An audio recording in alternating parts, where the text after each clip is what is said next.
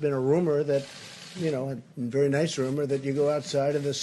We want it to be fair. We want it to go to the people that it's supposed to go to. Are you open to this idea of state and local? I'm open to ideas that are going to be great for the people of this country. And if we can help states, we're always going to help states. Now, there's different ways of helping states. Some ways are better than others. So we're looking. It is interesting that the states that are in trouble do happen to be blue. It is interesting. If you look around, the states that seem to have the problem happen to be Democrat.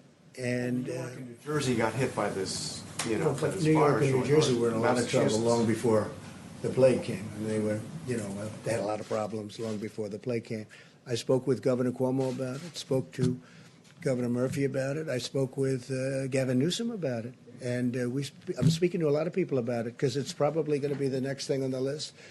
A lot of people understand very well what Mitch is saying, and they also understand the other side of the problem. And I'll be speaking about it. We're going to do the right thing for our country, the right thing for our country, and the right thing for a lot of great people. Okay?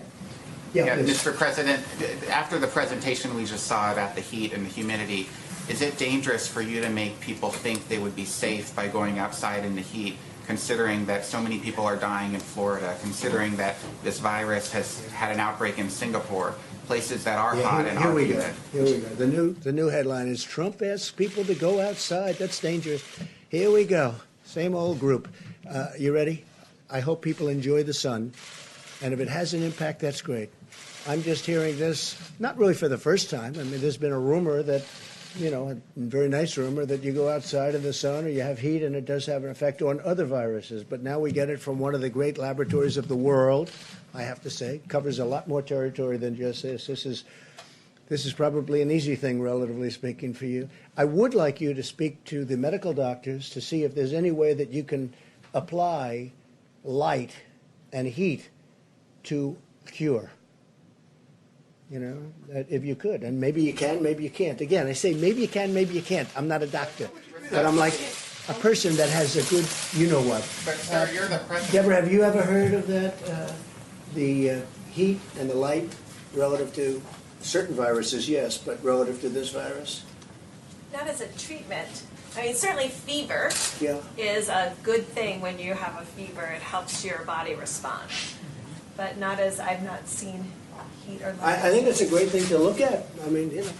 Okay?